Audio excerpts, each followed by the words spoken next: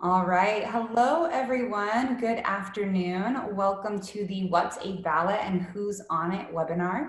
I recognize several of you are just getting on the webinar now, so we'll give it a few moments before we formally get started.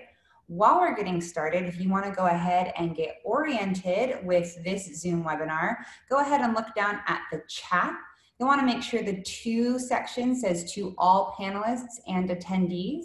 And just let us know where you're joining us from. We love to see who all is participating in these webinars. So again, just check the to line on your chat. Make sure it says to all panelists and attendees, and go ahead and let us know where you're joining from. Excited to have you here with us today. We'll get started in just a moment. Looks like we have someone from Texas, San Francisco, another Texas, Fort Worth this time, Chicago. One of my favorite things about these webinars is that we're able to reach women and men all over the United States. And I think that there's so much success and important sharing happening when we get a nationwide perspective. Thank you all for being here today. Miami, you're just 30 minutes from me. I'm in Fort Lauderdale. All right, Denver, New York City, thank you all for being here. We're gonna go ahead and get started. But do recognize that the chat is open throughout the entirety of this webinar. So if you want to ask questions or do things there, that'll be fine. I'll go ahead and get us started. So again, this is the What's a Ballot and Who's on It webinar. We're going to start out with just a couple housekeeping items and reminders for what you can expect today and how to fully participate. So if you want to go to the next slide, Kathleen. All right, so this session is being recorded. So if you want to come back and look at it later or share with any friends or family, you're welcome to access that. There's also closed captioning available. So if you look at the bottom of your Zoom screen, you'll see a little CC box. If you click that box, you'll be able to see the live captions on this screen. There's also a stream text available if a more transcript style is preferable to you, and we can send the stream text link in the chat. You are also welcome to use the chat throughout the entirety of this webinar to participate in conversation with others who are also attending. However, when we get to the end of this section, we will do a live Q&A. For that portion, again, look at the bottom of your Zoom screen. You'll see a Q&A box, and be sure to use that box to submit any questions that you might have for our speakers today. And at the final end of this webinar, we will have a short evaluation. It should take no longer than 3 minutes. We'd love if you would take time at the end of this session to complete that evaluation. It really helps us know how we can best deliver these webinars for all of you in the future. So with that, I'll go ahead and introduce myself. My name is Jadinette Santos. I am the Political Pipeline Director here at She Should Run. I oversee all of our programs and content that are directly aimed at helping women consider what running for office could mean for them. So as you're exploring that option, want to know more about what running for office looks like, She Should Run provides a variety of resources to help you on that path. She Should Run specifically is a nonpartisan, nonprofit organization that is focused on dramatically increasing the number of women who are considering a run for public office. That's on the next slide, Kathleen. We do that by having live webinars like this, area-specific events, both virtually and in person. In person was obviously a little bit more before 2020. We also have a community of more than 22,000 women who are all in the process of exploring what running for office could look like for them. So if you've ever imagined running for office or are curious what that even looks like, we welcome you to join and participate with us over here at She Should Run. Today, in particular, we are participating in National Voter Education Week. This helps bridge the gap between registering to vote and actually casting a ballot. So this is helping voters get educated about what's on their ballots, making a voting plan, and actually getting to the polls, whether that be in person or through absentee ballot of some form. So we're really excited to talk to you about that today. Just a little bit more about She Should Run, because so many people recognize that there's work to be done in this space, but maybe don't know how she should run engages with it. So for us, the challenge is that women are seriously underrepresented in public office. And this is true even though when women run, they win at the same rates as men. And the problem is there's just so many fewer women who are actually running. And according to the World Economic Forum, gender parity has fundamental bearing on whether or not economies and societies thrive. We want a society that is fully, a government that is fully representative of the society who it serves. And we know that until we have equal representation for women in elected office, there's no way to have all of the brain power at the table. So what we do in order to solve that problem is we motivate women from all walks of life to explore the possibility of running for office and what that would look like for them. And we do this with data-driven content, education, and collective action. Again, the collective action is something that I really find valuable. If you want to be part of an online community of people supporting one another, asking questions, and providing mentorship and advice, I invite you to join the She Should Run community. So for today's agenda, we are going to be focusing on coming through with how to evaluate your ballot, how to confirm that your vote is secure, how to build a voting plan, and then we will have a Q&A with our speakers, Taylor Raymond and Ali Aguilera de Muzio. And so I'll just do a quick introduction of both of our speakers, and we'll be really fortunate to hear from them specifically. So Taylor Raymond is the Electoral Fellow for Digital Marketing and Voter Engagement at Ballot Ready. And Ali Aguilera de Muzio is the Director of Civic Partnerships and Campaigns at Rock the Vote. So we'll be hearing from each of them, and then we'll open it up to Q&A. Taylor, I'll hand it over to you. Thanks so much. Ballot Ready is so excited to be present here today and part of NVU. And I'm really lucky to be talking to all of you today about voting. So if you're not familiar, Ballot Ready is a nonpartisan data platform. And so what we do is we research every single candidate that you'll see on your ballot.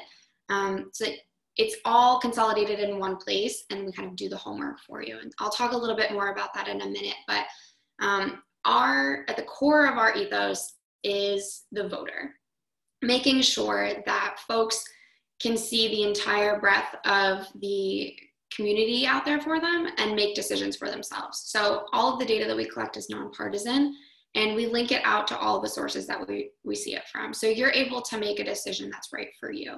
And voting is, really the expression of our commitment to ourselves, one another, and this country and this world.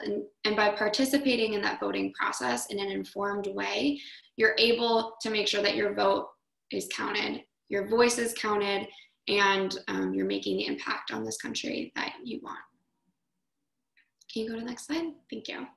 So for candidate research, this is really important. Our platform allows you to compare and contrast candidates that are on your ballot. And this sounds really easy on the face of it. But in Chicago last year, we had about 130 judges on the ballot. And that's a really unruly number to be able to go in and feel confident about voting on them. And so we bring all of that information into one space. You're able to see the candidate's website, check their candidate's responses to important issues that you feel particularly compelled to vote on, and you can see the endorsements that they've received all in one platform. From there, once you decide what candidate speaks to you and your ideals the most, you can add them to your sample ballot that we create digitally. So you can make this ballot, you can do your research, you can take your time and not feel pressured, and then you can bring that with you into the voting booth. And I think that's really the biggest piece of it, is that you can go into the voting booth or this year vote by mail and feel confident in your choices. Next slide. Something else that I think is really important this year is ballot measures. Those are the items that are all the way down on the bottom of your ballot. So by the time you've gotten through all of these candidates that you may or may not even know were running, you can feel a little frustrated. And then you get to the bottom, and there are ballot measures that are often written in very confusing ways, legal jargon. They're written in ways to confuse you about what being for or what against really means. You know, I was on a conversation with some women last week, and we were talking about California's ballot measure and how you're voting on stem cell research, which is a really specific space that many people aren't experts in. Again, this is where we can help you. So a ballot measure is a law, an issue, or a question that appears on a state or local ballot for voters to decide on. If you're voting in Illinois, you might be seeing the fair tax vote on your ballot as well. And this is true for a number of states that will be voting in November.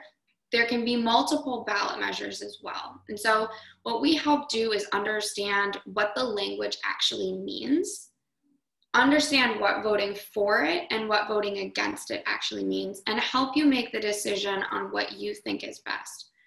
How we pull our data is we will link out to multiple news sources, reports, or studies that have been done around this topic, and really give you the entire picture of what people are saying about this. You can go to the next slide. And so a couple other things that I just want to touch on really quickly. 2020 is a really strange year for a number of reasons. And our tech team has just really risen the bar and has come through in such a spectacular way. We have what's now called your election center. And so when you go to ballotready.com or .org, sorry, and you enter your address, which allows us to pull the data for your specific ballot. So you're not seeing some general ballot, you're actually seeing the one that you will physically see and vote on. We've also incorporated this year a tool to help you request a ballot for mail-in, fill out that, check your registration, and make a plan to vote. Making a plan to vote is specifically very important because we know that about 33% more likely to vote if you make a plan.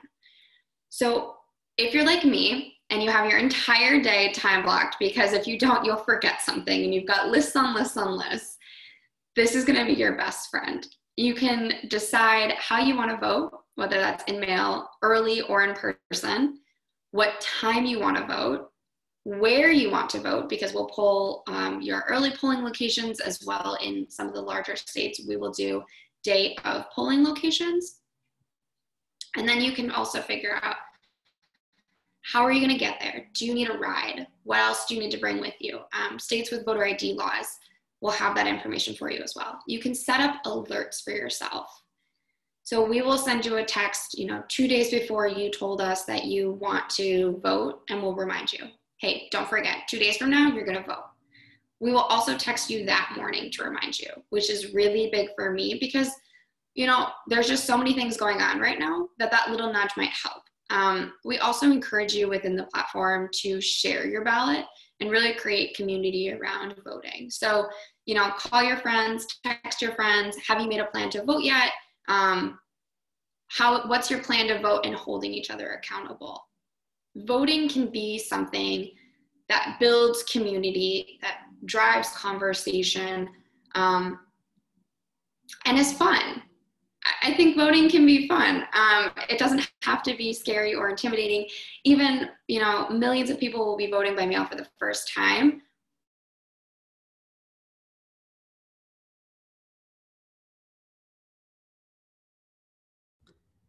Looks like we may have lost Taylor briefly. Oh, Taylor, you're back. Millions of people are going to be voting by mail for the first time. 2020 is just really testing me, and this internet is not top notch today, so I apologize, everyone.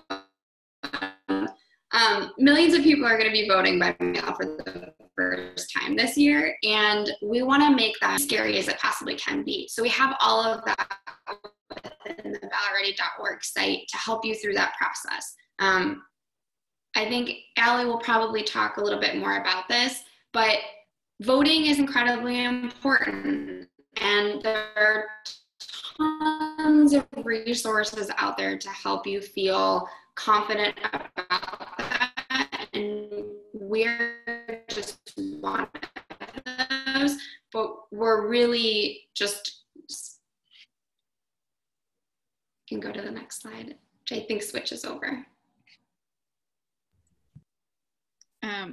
Awesome. Thank you so much, Taylor. I want to agree with everything that she just said. Voting should be fun. Voting should be a celebration. And voting shouldn't be as hard as institutions, as processes, as lack of knowledge sometimes make it be. So as we said at the top, my name is Allie. I am the Director of Civic Partnerships and Campaigns at Rock the Vote, and I also manage Rock the Vote Action Fund. Rock the Vote is one of the most trusted voter engagement nonpartisan nonprofit organizations in the country. For more than 30 years, we've been working on building the political power of young people, and we've processed more than 13 million voter registrations. This year alone, we're right around 1.5 million new registered voters, or voters who have checked their voter registration. So we know that young people, people that know and want resources like Taylor was talking about, are really eager to get ready to cast a ballot. And so, next slide, please. So as we think about what voting really is, what's important is that we keep top of mind for you, for everybody who may vote for you, for every constituent that you talk about, that voting is their right, that every option to vote legally and effectively is valid and should not be politicized or limited, and that we're all here to help you. We're incredibly excited at Rock the Vote to be a part of NBU and having helped launch a new national holiday, because as Taylor mentioned up front, there is a ton of information that we give folks around voter registration. There's a ton of information and energy around voter turnout. And in the middle, there are all of those process questions, all of those knowledge gaps. We're all first-time voters right now during a pandemic. I don't know that anybody on the call has voted during a pandemic before. And so we're all learning together. And what's important is that access is amplified as much as possible and made easier as much as possible. Next slide. So there are some key barriers to voting that we see with young people, but that particularly as we kind of face the realities of 2020, that we keep seeing over and over. Things like process issues around not understanding what kind of voter ID you need, having a voter ID or having a student ID versus a license to carry a gun be an ID that is valid in some states, not understanding maybe as a student whether your voter registration will impact your student loans if you're registered in one place and going to school in another. There are huge accessibility gaps that are along equity lines, right? So if your constituents are primarily not English speaking, or if polling locations are not accessible, those are barriers to voting that we need to keep in mind, and mail-in voting is one of the solutions, but not the only one. Something that we've been seeing a lot, and this actually happened with my parents earlier this week, we found out there are voter rolls around the country. More than 17 million people in the past few years have been purged from their voter rolls. Some of these folks are longtime voters. They've always voted at the same polling location. They got their voter ID card when they were 18, and now they're 50, and for the first time, they're no longer on voter rolls. So it's incredibly important to double down as you're thinking through your own messaging, as you're thinking through your own networks, to say, make sure you're registered to vote. I think that's just as equally important as go get registered for the first time. Making sure that you're registered to vote is also incredibly important, and folks can do that on rockthevote.org, but they need to do it fast because deadlines are coming up. And then we have the more insidious voter suppression tactics, right? Things like polling closures due to politicization, voter intimidation tactics in my hometown of, or my home county of Fairfax, Virginia. On the first day of early voting, there were people trying to block the doors to the early voting booths. That is illegal. If you ever have issues with voting or with getting access to the ballot, whether that's you find that you've been purged from a role, you can't get into your polling location, you get something weird in the mail that you didn't suggest, look up an election protection resource. See what's possible at your local elections office. You can look those up again at rockthevote.org under our How to Vote section. But there are resources out there that are there to protect your vote, because again, it's your right. It's one of the most clearly enshrined rights that we have as US citizens. And so any problems that you have and any problems that your citizens have, your first answer should be, there are election protection resources, let's get your vote counted.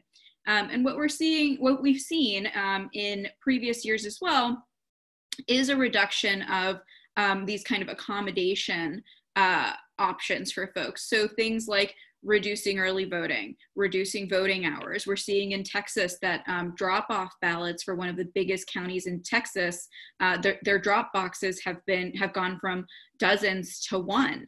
And so there are a lot of ways to both make your voice heard, but also to empower your community by making clear that access to the ballot box isn't a political issue. It's a constitutional right, and we're here to help. So, we primarily work with young people, but like I said, all voters are new voters this year. And so we want folks to be able to get the resources that they need in order to effectively be able to cast their ballot. 40% of voters or 40% of eligible voters are either millennials or Gen Z. And so if they all voted, they would decide this election. So we've got to make it easy, like Taylor was saying. We've got to vote all the way down the ballot, and you can find some of those resources to register to vote, to request your mail-in ballot early, to get information and voter guides around who's on your ballot, all at rockthevote.org. And as a part of National Voter Education Week, you can follow that process along with us. If you're not using the hashtags or looking at the resources just yet, I'd encourage you to get plugged in. The entire week kind of takes the journey of being a voter along with voters. So on Monday, we registered. Yesterday, we went through mail-in voting. Today, we're making our vote plan. Tomorrow, we'll talk about what's on our ballot. And then Friday, we'll talk about getting our communities involved. So take that journey with us and have your networks take the journey with us as well. Next slide, please. And like we were talking about, election protection is incredibly important. Things that you need to remember to do right now: verify your registration. You all are like the cream of the crop, right? Like, you're thinking of running for office, you are on this webinar, so you're probably like, I'm all set, I'm good to vote. Double check, triple check that you're registered to vote. We'll talk a little bit more about mail-in voting, but what's incredibly important right now is to read, understand, and make sure that you follow the instructions for that mail-in ballot. We're seeing disproportionate, we're seeing ballots from communities of color that are being disproportionately rejected or thrown out as a result of things like not signing the envelope correctly, or not putting the secret envelope into the mailing envelope, et cetera. And so it's really important that that you yourself, if you're going to vote by mail, cast your ballot effectively, but also that you tell people the instructions are right on your ballot, or they are on the envelope. Make sure you follow them. Make sure you're not using your like grocery store signature, right? Like, use the signature that's on your driver's license in case it's being verified against what your county has on file. And then make sure you give yourself plenty of time to mail it back in.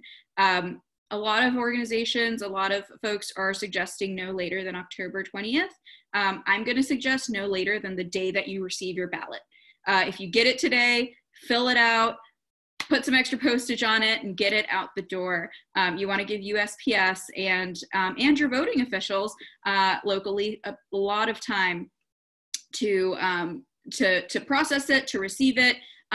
As you get closer to the election, so say you don't receive your mail-in ballot until the 20th or until that week, take it to your post office and get it postmarked. It's not always guaranteed that in mass mailings, post offices are postmarking every individual piece of mail. And as you get closer to that deadline, it's actually going to be incredibly important that there is a stamp that says the date that you put this in the mail on your ballot. So postmarking is going to be really important, but if you give USPS a ton of time to deliver your ballot, that becomes less urgent. If you show up to vote and you go to the wrong polling location, which you will not because you'll go to rockthevote.org to find out exactly where you should go.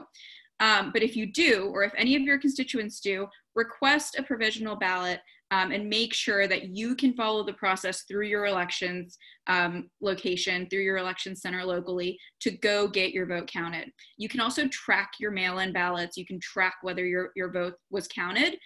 So make sure you go to those how to vote resources on rockthevote.org if you do mail in your ballot to see what the progress is for your state if they allow for that.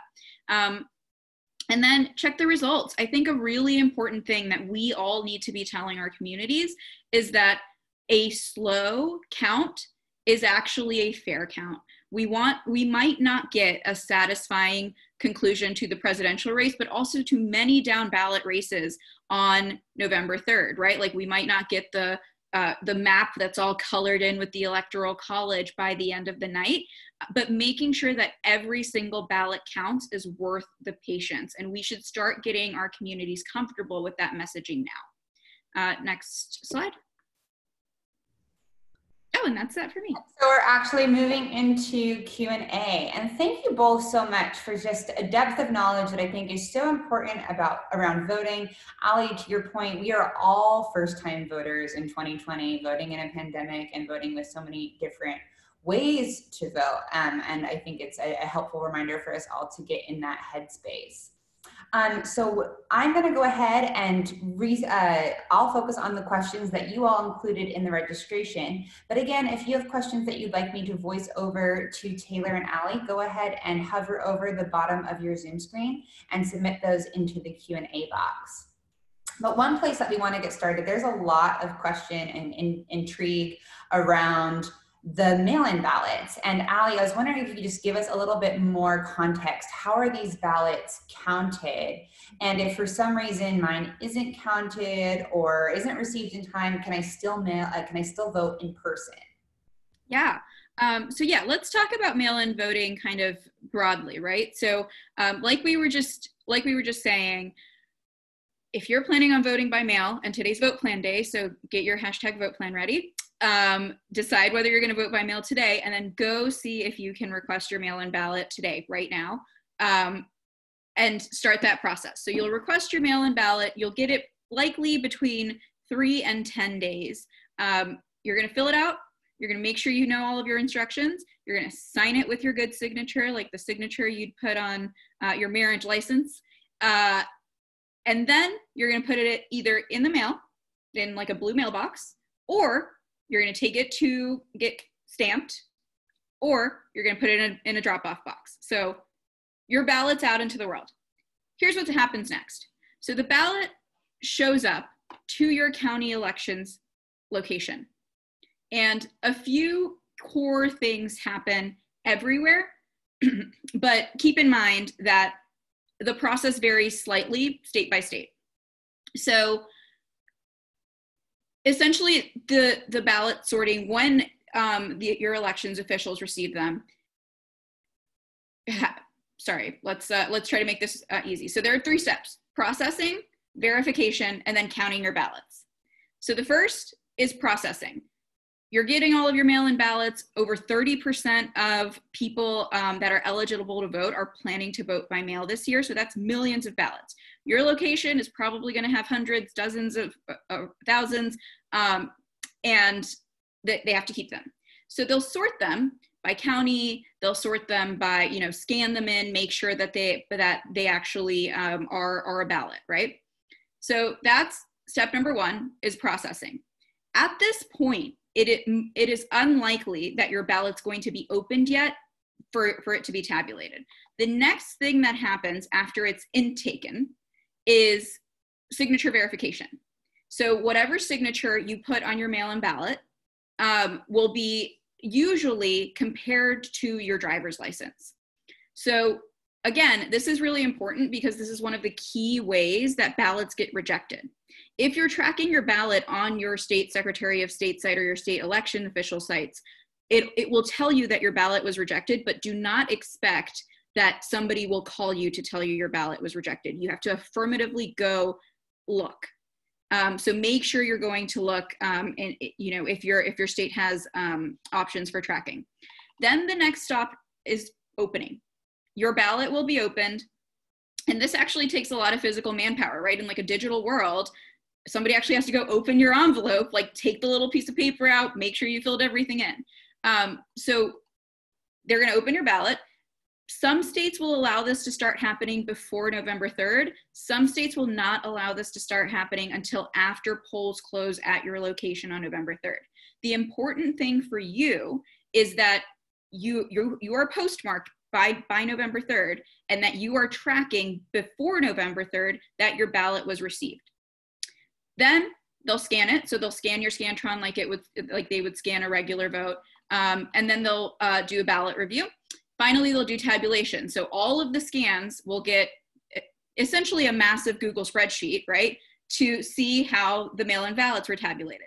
And those will either be reported on election night if it's a small county and they can get it done quickly, or up to 10 days after election day. So again, be super patient, but your job is on November 2nd to go see whether your ballot was received. And if you don't see that your ballot was received, call your local election official, ask about it, and ask whether you can go vote in person tomorrow then.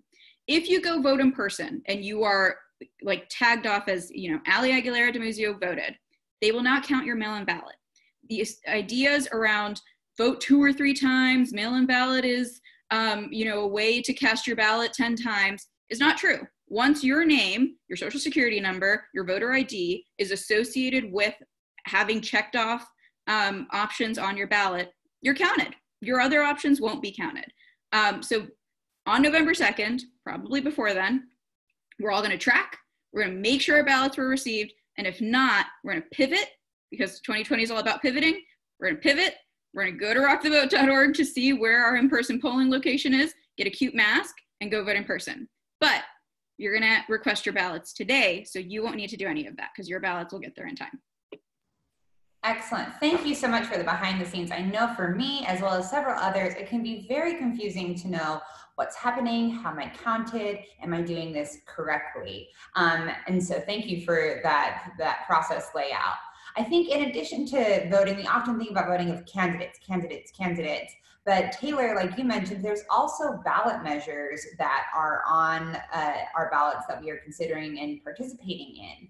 And also, like you shared, so much of that is written in legal jargon, is hard for us to understand, and we want to make sure that we're voting for the legislation that we want to see enacted and not accidentally voting against ourselves. So what are some ways that we can make sure that we're saying yes or no to the legislation that we're interested in?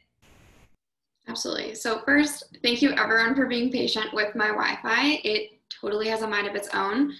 So I really appreciate that. For ballot measures, again, super important because this is going to be enacted into law. This is the section when you go to ballotready.org and you'll see your sections of your ballots all the way down at the bottom. When you go there, it'll show both options. So what the actual ballot measure says in text of how you'll see it on your ballot, and then underneath it, it'll literally say, what does this mean? And so you can see, what does this actually mean? What are they asking me? And then it'll have 2 columns and it'll say, what does voting yes mean in plain English? And what does voting no mean? And what does that mean for the law? And then, so you can click on one of those and then it'll pull up all of these linked out articles that I'll be sharing in nonpartisan. So it'll show the entire breadth of the conversation, news articles, reports, studies, politician statements, and everything will be linked out. So you can see what the source of it is, what the full text of it is, and you can really make an informed decision. You can, get really, really deep into this. Some of our ballot measures have like 20 links to them. And so if you're, really interested or really confused, or you're just like, I don't really understand what they're asking me, we pull all of the information into one place for you. And so going through that and being able to see just really straightforward language, I know makes me feel a lot more comfortable, because you're seeing all these ads, you're seeing politicians make statements, and it puts it just very plainly and easy to understand for you. And this is part of it, right? So if you click, yes, I want to vote yes on this, it saves it to that sample ballot that you're building on Ballot Ready. So when you get, either your mail-in ballot or you go to the polls, you can remember what you chose. And you can add notes to it. So like, yes, I want to vote for this. And then you can add notes on the bottom. So you don't get there day of and you're like, wait, I don't remember why I thought this. Absolutely. And I hope those of you who are on the line are taking note of Rock the Vote and Ballot Ready. These are great ways to make sure that you're prepared to vote and that you're all stepwise verified to vote and ready to go as part of having your vote plan ready. So this is one of the questions that came in live from one of the people on the webinar right now is, what do you do when your friends or family are talking to you about exercising their right not to vote? Some people are starting to hear this from friends who are either apathetic or frustrated and angry and want to engage with voting in a non-vote way. So this is a question for both of you, if there's a response that you have when you hear information like that. Yeah, delete them from your phone. No, I'm just kidding. It's actually really important and compelling to keep in mind that you're actually the best ambassador for voting in your community. People who are apathetic feel like their vote doesn't count. But usually if they're children who are not 18 yet, or in the Latinx community, a dreamer who can't vote, if you are able to personalize what their vote will mean to you and to your life, that moves people. It's not your job to move every single person, but you are a wonderful spokesperson for why it's important that we all show up. I also think it's important to remember that and to remind folks that all consequences are local, all consequences are personal, even the consequences of deciding not to vote. And I think reminding people of the consequences to not be a part of fixing a system that they may not trust, and that's where that apathy is coming from, means that the system can't possibly change. It's actually more important for people that don't have trust in this system to get involved than it may be for us who are like, yeah, we get it. We're voting. I'm voting every year. Because we can't build a society that is actually reflective of the needs of people who feel left out. And voter suppression and misinformation are some of the most oppressive tactics that exist in our society, both purposeful and coincidental, circumstantial, because they make voting seem hard. Voting should not be hard. Voting should be as easy. Like, I voted for Dancing with the Stars the other night. It should be that easy. It's not, but we got to get closer to getting there. And I think things like giving an option around voting early, things like giving an option around, maybe you're not inspired by the presidential ticket, but did you know you're making policy directly by voting on ballot measures is important. Some of the most significant laws in our country that have changed society came from a tiny ballot measure somewhere. So it matters. And so remember that you are a great ambassador for how your community shows up. And then when you get people in, they are also going to be great ambassadors for why they had that change. Yeah, and, just building off of that, the presidential election, when you look at the total amount of votes in Wisconsin alone, was decided essentially by 5 votes per precinct in Wisconsin. That is wild. That's like you, your best friend, and the girl across the hall at college, or, the ladies in your book club or something like that. Like, that is such an attainable number. And because of that, we created programs at ballotready.org this year called the Super Voter. So it's basically just a packet that allows you to amplify your voice. And so we give you kind of tips and tricks, how to engage your community, how to start conversations about this, how to encourage other people to use the tools that are around them to go out and vote. One of the other programs that we have is called Ballot Parties. And so we've adapted this to the Zoom world, and we have PowerPoint slides for you so that you can get your book club, your coffee club, your church group, really anyone that you communicate with on a daily basis, all in the same room, and say, okay, let's explore who and what's on our ballot. Let's have conversations about it. Let's humanize this, which is a great point that Allie made. You know, talking about politics in abstract can be scary. It can be polarizing, especially right now. But when you really drill it down to the people, you can find so much more commonality in the things that you really believe in, especially like Allie said, on the local level. This is where things are really important. It changes everything. We talk a lot about the top of the ticket, but the bottom of the ticket, which often gets neglected, is where some of the most important policy and legislation changes that occur and that affect your everyday life really happen. So, you know, I know that Rock the Vote also has a lot of great resources around this, but creating conversations and building community around it, we can not only encourage more people to vote and vote informed, but we can change the dynamic of the political conversation on a national level. And I think that is also really important this year and really moving forward. Absolutely. And you both hit on this in different ways for my next question. Allie, you talked about how all consequences are local.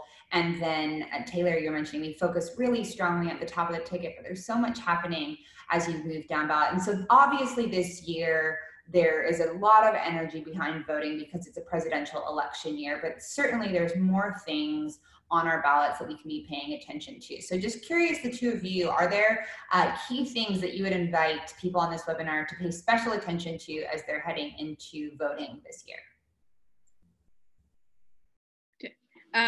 I can kick us off. I will say that we have all probably been incredibly moved by how young people are leading the way on racial justice and on policing justice. And something, and I'm actually not going to give you a statistic because I would have gotten it wrong, but a huge proportion of sheriffs, county sheriffs, local policing officials are going to be on your ballot. Like the guys that pull you over for speeding are going to be on your ballot. And so, you know, we hear the headlines, we see the hashtags, but we have an opportunity to shape, you know, I say this a lot. I, as a woman of color, want to believe that when I call 911, someone's coming to help me. We have an opportunity at the ballot box to make that true. And I think that's an incredibly thing to keep in mind. And so, you know, tomorrow, Rock the Vote is launching our kind of ballot endorsement tool, and to see what groups you're following, like Rock the Vote, like Ballot Ready, might be, who they might be endorsing, but also groups like the NRA, police unions, etc. You should see what groups you trust, what they're saying about candidates, all the way down the ticket if possible. Everybody knows where Planned Parenthood stands. Everybody knows where the NRA stands. But your local organizations that you trust, your local organizations and leaders that are in your community, your church leaders, your you know, local coaches, etc., finding where they stand is going to actually be incredibly important to help you make up your mind on those down ballot issues. I think something that Taylor said that was really important is that ballot measures aren't in English. They're like in legalese, right? And so figuring out what it means to vote yes or no on something that in legalese might seem like the opposite is true is important. And that's also going to be the case for those down ballot races, right? Like understanding how the sheriff's office impacts you, understanding how your Secretary of State impacts you, right? The Secretary of State has immense power over your voting rights and over legislation or protection around voting. Those voter rolls purges are coming through Secretary of State's offices. And so if you see that on your ballot, get excited. Like you have a big opportunity to change your community. And I think the thing that's most important here that we started 45 minutes ago with is this is a celebration, and it seems hard, but we get to decide what our country looks like. all the way down the ticket. And so tell that to everybody you know, whether you're texting them, whether you're having Zoom teenies with them, everybody you know, this is a party. You're invited. So I'm gonna throw out a statistic that is terrifying, and then I'm gonna make you feel better about it. So at Ballot Ready, we, like I said, we research every single candidate that appears on all 50 states, all the way down the ballot. And this year, that means we researched over 101,000 candidates, which is insane. That's so many people. But what that also means is there's more choices than ever. There's more perspectives than ever. And there's more voices than ever in our political system, which is incredible. And to Allie's point, this year and every year, because there are elections every year, not just the big ones, is an opportunity to make meaningful change. And we have on our site, endorsements, to Allie's point, which some people are really passionate issue voters. We make that easy for you. But we also do, as Allie was saying, there's a ton of amazing races that are up this year that can have impacts on everybody's lives. We have descriptions underneath what that position is and does. You sometimes see like water reclamation district or like comptroller, and you're like, I don't even know what that means. I'm just gonna like click on the woman, or I'm gonna click on the Republican because that's how I typically vote. We help you understand what the position does, who's supporting them, and what they believe. So I don't think it's fair to say that there's, one single position, to Allie's point, that is like the biggest thing to vote on this year. They're all the biggest thing to vote on this year. Every single one, all the way down the ballot. And we're gonna say this again next year when there's mayors up, when there's city councils up. We're gonna say that the following year when there's, your county offices are up. I really think that democracy is not a spectator sport. You have to get in, you have to play, and that's when we can make the changes, to Allie's point. The apathetic voters aren't helping the system change because they're not a part of it. And that's just how it is. Democracy, you have to be in the game to make the changes. And we're just trying to make that as easy as possible. Try and remove the barriers and the issues and the things that are being thrown in front of you to make it an obstacle course. That's what we're here to do for you.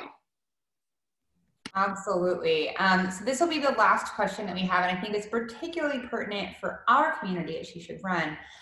So some of the women on the line might be candidates already. Some of them might be considering being a candidate in the future. One of the big things about being a candidate is recognizing that your name's on that ballot. It can be really intimidating, and also recognizing that voting can be daunting for people who you've spent all your campaign talking to. Is there anything from the candidate seat that can make voting seem less daunting for the constituents whose votes you're hoping to get in your favor? Again, anyone can jump in for a first answer. I can jump in here. So first I want to say, She Should Run, you all do an incredible job at empowering women to take leadership positions and to preparing them to do that. And I want to say to everybody that's on this call, if you're a candidate already, or if you're thinking of being a candidate, congratulations. Like, I have worked for candidates before and have like welled up casting my ballot. I can't wait for the moment that you get to vote for yourselves. Congratulations. And we'd love to hear about it. And so here's what I'll say. People running for office, particularly, I just got choked up thinking of all of you running. People running, particularly at the local level, think that voting rights isn't an issue that they have to take on. Put it on your website, what you think about voting access. Put it into your platform, what you think about voting ease. Make it easy for people to understand that you will be somebody that will represent them regardless of whether they voted for you or not. And then walk them through the process. Have conversations like this in your town halls, in your webinars. Have a conversation around people in our district vote by mail. People in our district need other language options. People in our district will need to understand how my role relates to the mayor's office, relates to the governor, relates to the sheriff. Have a conversation, integrate voting into your campaigning and into your talking points. I think from a comms person perspective, I would say, you know, when you're writing a speech, when you're writing a platform, when you're thinking about how you're messaging yourself, think about voting access as a key part of your outreach, right? So if you're having folks knock on doors, they don't just need to know what your name is. They need to know that it's important to them or to you to help them make their voices heard. And then I think what's really important right now is to keep the pressure on, and I say this in a you know, not in a nefarious way, but like keep the pressure on local officials to make those voting precincts available, to stick to their word around when they'll be open, to make them, when I say accessible, I mean both to, you know, the mother that works 18 hours a day and also to people that have needs around getting around, right? You can be great advocates and be out in front of what the election looks like in your community far in advance. And so I would say, if you're not thinking about voting accessibility as an issue platform right now, make it one for your community. Let's start this kind of noise right now. And I think if candidates broadly, this is actually an interesting exercise that we just did. We're on the Action Fund site, looking through, you know, what candidates have said about voting rights or not. A lot of them came back as NA. A lot of folks have never said anything about voting rights.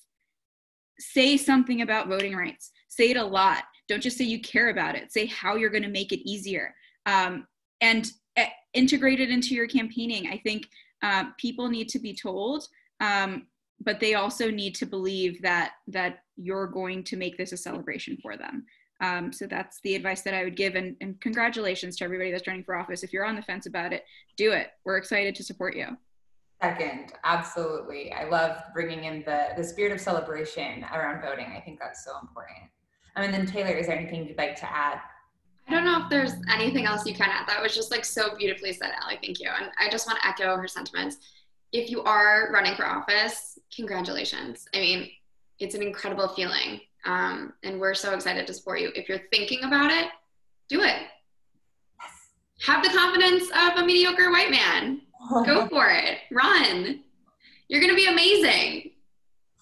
Absolutely. Well, I just want to take a moment to thank you both so much. Your work is so valuable, and especially at this critical time of year. Thank you for taking time out of your busy schedules to be part of this conversation with us. And then if we can bring the slides back, I would be remiss if I didn't pay a special tribute of thanks to the Fisher Family Foundation, who made this webinar possible. I think there it is. There's their logo for us. So the Fisher Family Foundation was established in 2020 by entrepreneurs Alexis and Scott Fisher as the vehicle for their long-term philanthropy. The Fisher Family Foundation supports organizations that empower youth in under-resourced communities and fight for a just and equal world. Born in the modern era of philanthropy, the foundation utilizes a deep understanding of social media, influence, and the digital landscape to amplify causes, develop strategic projects, and recommend grants to organizations that align with its mission. So thank you, Fisher Family Foundation, for being a sponsor of today's webinar. Also, as a way to stay involved, stay in touch, check out our community. There is, like I mentioned, that short 3-minute evaluation. We would love your feedback. And also, please check out both Rock the Vote and Ballot Ready to be sure that you are prepared for the vote coming up next month and you're ready today. Thank you again for being here, and we hope that you'll stay in touch.